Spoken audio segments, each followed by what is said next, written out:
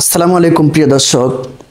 ঢাকার টঙ্গীর ইজতেমার ময়দানে সাদপন্থীরা মাওলানা জুবায়েরপন্থীদের উপরে গত রাত ৩টার সময় অতর্কিতভাবে অস্ত্রশস্ত্র নিয়ে যে হামলা চালিয়েছিল, এ সম্পর্কে এটার সূত্রপাত কোথা থেকে হলো, কারা এটা শুরু করলো, কাদের ইন্ধনে হলো, কারা এদের সাথে জড়িত, এ সম্পর্কে কয়েকটি কথা বলবো। গাজীপুরের টঙ্গীর বিশ্ব ইজতেমার ময়দানে মাওলানা সাদ ও জুবায়েরপন্থীদের মধ্যে সংঘর্ষের ঘটনা ঘটেছে। সংঘর্ষ কখন হয়? সংঘর্ষ হয় যখন দুই পক্ষীয়ভাবে একটা জোরালোভাবে মারামারি বা এরকম সংঘাতের অবস্থান নেয়, এটাকে বলে সংঘর্ষ। কিন্তু গতকাল রাত্রে যেটা হয়েছে, অর্থাৎ গত রাত্রে ৩টার সময় মাওলানা সাদ কান্ধলবি, তার যে সাদের অনুসারীরা, সন্ত্রাসী এই বাহিনী, এদের দলপল নিয়ে রাত্রে ৩টার সময় চতুর্দিক থেকে যে ময়দানে অতর্কিতভাবে তারা অস্ত্রশস্ত্র নিয়ে, পূর্ব পরিকল্পনা নিয়ে যে ঘুমন্ত ব্যক্তিদের উপরে এরকমভাবে আক্রমণ চালালো, আসলেই এটা সংঘর্ষ না, এটা হলো একপক্ষীয় আক্রমণ। আমি মনে করি এই আক্রমণে, তাদের এই হত্যাকাণ্ডে 4 জন শহীদ হয়েছে।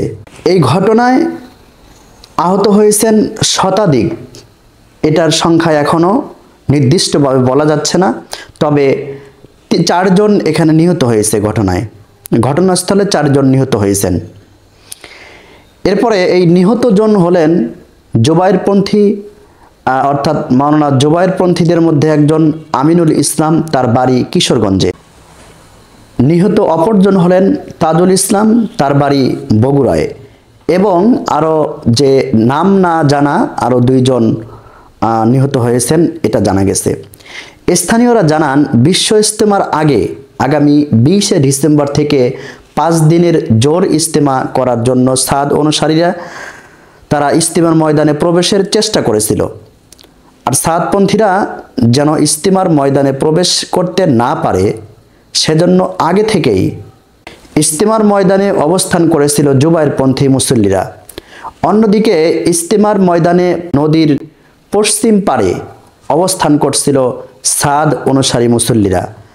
গতকাল মঙ্গলবার রাত 3টার পর মাওলানা সাদ অনুসারীরা শত শত মুসল্লি কামারপাড়া ব্রিজ পার হয়ে ইজতেমার ময়দানের বিদেশি নিবাসের গেট দিয়ে ময়দানে প্রবেশ করে। এ সময় ইজতেমার ময়দানের ফটকে পাহারায় থাকা জুবায়ের অনুসারীদের মারধর করে এবং ফটক খুলে দেওয়ায় তারা ময়দানের ভিতরে প্রবেশ করে। এবং তাদেরকে দেখা যায় ওই সময় তাদের হাতে অস্ত্রশস্ত্র ছিল এবং তারা পূর্ব প্ল্যান নিয়ে সেই ময়দানে অতর্কিতভাবে রাত 3টার সময় ঢুকে পড়েন। এবং জুবায়েরপন্থী মুসল্লি যারা ময়দানে আগে থেকে অবস্থানরত ছিল, ঘুমন্ত, তাদের উপরে অতর্কিতভাবে অস্ত্রশস্ত্র নিয়ে তারা হামলা চালায়।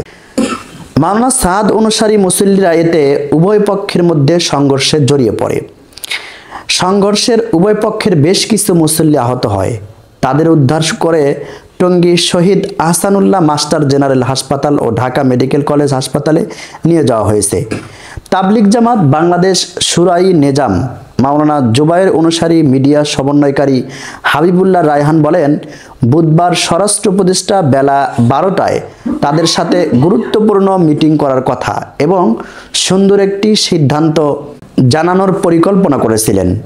এবং হাসানাত আবদুল্লাহ ও সার্জিস সহ কয়েকজন সমন্বয়ক রাতে 2:30টায় কাকরাইল মসজিদে আমাদের সঙ্গে আলোচনা করেছিলেন কিভাবে সমস্যার সমাধান করা যায়।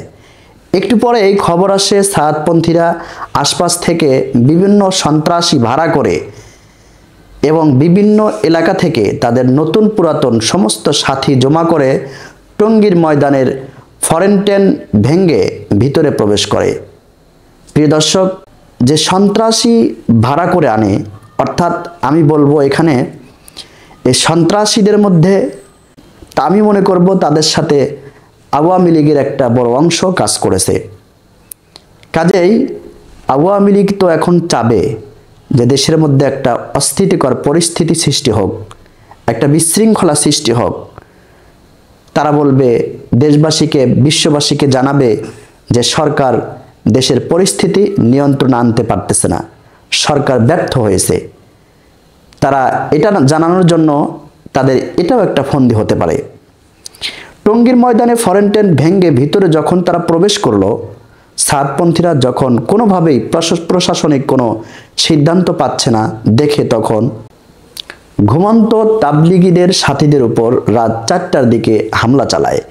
এতে প্রচুর সাথী আহত হন এবং ঘটনাস্থলেই মোহাম্মদ আমিনুল ইসলাম বাচ্চু নামে আরেকজন সাথী নিহত হয়।